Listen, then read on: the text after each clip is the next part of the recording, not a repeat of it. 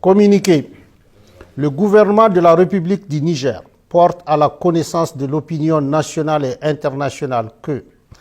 les 12, 13 et 14 mars 2024, ses représentants, sous l'autorité de son Excellence, M. Ali Mohamed Lamine Zen,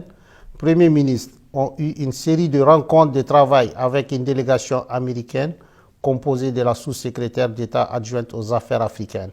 chef de mission, Mme Molifi,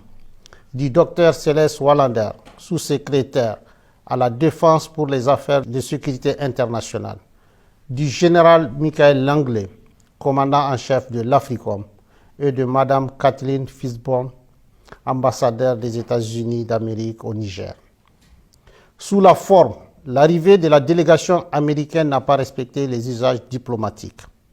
En effet, c'est de façon unilatérale, par note verbale, que le gouvernement américain a informé le gouvernement nigérien de la date d'arrivée et de la composition de sa délégation, ainsi que les autorités nigériennes à rencontrer, sans précision aucune quant à l'objet de sa visite. C'est donc par courtoisie et suivant nos traditions millénaires d'accueil et d'hospitalité que le gouvernement a reçu la délégation américaine. Sur le fond, les échanges entre les deux délégations ont porté essentiellement sur la transition militaire en cours au Niger, la coopération entre les deux pays, en particulier la coopération militaire et la lutte contre le terrorisme, les orientations et perspectives politiques du Niger dans leur aspect relatif au choix des partenaires sur le plan diplomatique, militaire et stratégique, étant entendu que dans l'approche américaine, toutes ces trois questions sont profondément liées. Sur la transition en cours et le retour dans le meilleur délai à un ordre constitutionnel et démocratique, le gouvernement du Niger a réaffirmé sa ferme volonté d'organiser, dans les meilleurs délais, le retour à une vie constitutionnelle normale. Il s'agit d'un engagement solennel, en toute responsabilité, du président du Conseil national pour la sauvegarde de la patrie, chef de l'État, tel qu'exprimé dans son adresse à la nation du 19 août 2023. Sur le choix des partenaires diplomatiques, stratégiques et militaires, le gouvernement du Niger regrette la volonté de la délégation américaine de dénier au peuple nigérien souverain le droit de choisir ses partenaires et les types de partenariats à même de l'aider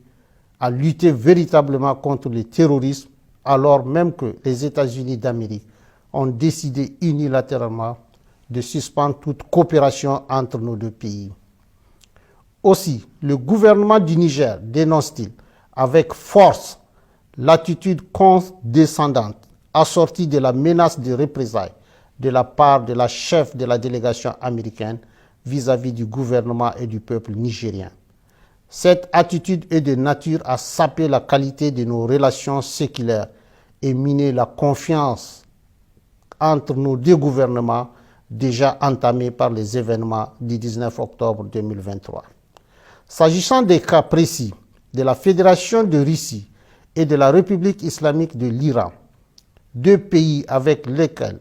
le Niger entretient des relations diplomatiques depuis plusieurs décennies et qui focalisent particulièrement l'intérêt des États-Unis d'Amérique. Le gouvernement tient à porter à la connaissance du peuple nigérien et de tous les peuples de la communauté internationale qu'il n'a jamais signé d'accord secret avec ses pays partenaires.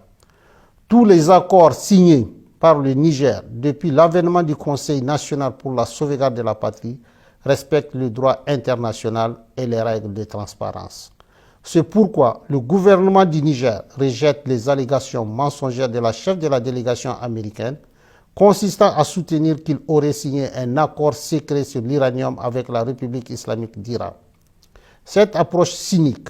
habituellement utilisée pour discréditer, diaboliser et justifier leurs menaces contre les États, n'est pas sans rappeler l'exemple de la Seconde Guerre d'Irak.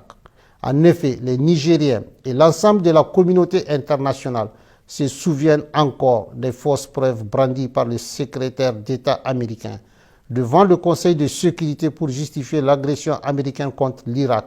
et que dans cette affaire, le gouvernement du président Tanja avait été accusé de façon mensongère d'avoir fourni de l'uranium aux autorités de Bagdad, alors même qu'il est de notoriété publique que l'exploitation de l'uranium nigérien est totalement contrôlée par la France. Quant à la Fédération de Russie, il s'agit d'un partenaire avec lequel le Niger traite d'État à État, conformément aux accords de coopération militaire signés avec les gouvernements antérieurs pour acquérir le matériel militaire nécessaire à sa lutte contre le terrorisme qui a fait des milliers d'innocents victimes nigériens sous l'œil indifférent d'une bonne partie de la communauté internationale. Enfin, le Niger réaffirme son engagement solennel à coopérer dans la transparence et le respect de sa souveraineté avec tous les pays et peuples épris de paix et de justice, conformément aux règles du droit international. Sur la coopération entre les deux pays, en particulier la coopération militaire et la lutte contre le terrorisme, faut-il le rappeler, la présence américaine sur le territoire de la République du Niger est illégale et viole toutes les règles constitutionnelles et démocratiques qui voudraient que le peuple souverain, notamment à travers ses représentants élus, soit consulté pour l'installation d'une armée étrangère sur le territoire national. Ainsi, c'est par simple note verbale numéro 174 du 6 juillet 2012 que la partie américaine a unilatéralement imposé au Niger un accord relatif au statut du personnel militaire des États-Unis et des employés civils du département américain de la Défense sur le territoire de la République du Niger. Cet accord est non seulement profondément injuste dans son fond, mais également ne répond pas aux aspirations et aux intérêts du peuple nigérien pour les raisons objectives suivantes. D'abord, il contraint le Niger à payer des factures liées aux taxes des avions militaires américains dont ces derniers doivent normalement s'acquitter et qui coûtent des milliards de francs CFA aux contribuables nigériens. Ensuite, les autorités nigériennes compétentes n'ont aucune information sur les activités militaires menées à partir des bases américaines au Niger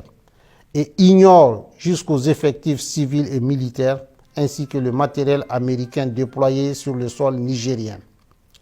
Enfin,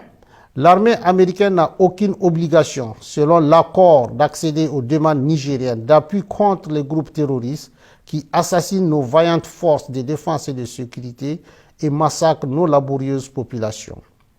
Aussi, depuis le 26 juillet 2023 et l'avènement du Conseil national pour la sauvegarde de la patrie, le gouvernement américain a décidé unilatéralement et brusquement de suspendre sa coopération militaire en violation de l'accord imposé au peuple nigérien en invoquant l'article 7008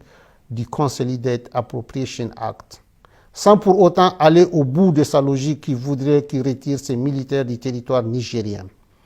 Par ailleurs, depuis quelques semaines, le gouvernement nigérien a constaté des activités illégales de survol de son territoire par des aéronefs américains et qui sont de nature à s'interroger sur la sincérité de leur partenariat et la pertinence du maintien de l'accord de coopération militaire imposé par note verbale. Au vu de tout ce qui précède, le gouvernement du Niger, prenant en compte les aspirations et les intérêts de son peuple, décide en toute responsabilité de dénoncer avec effet immédiat l'accord relatif au statut du personnel militaire des États-Unis et des employés civils du département américain de la Défense sur le territoire de la République du Niger. Une correspondance diplomatique sera adressée à la partie américaine à cet effet, fait à Niamey le 16 mars 2024.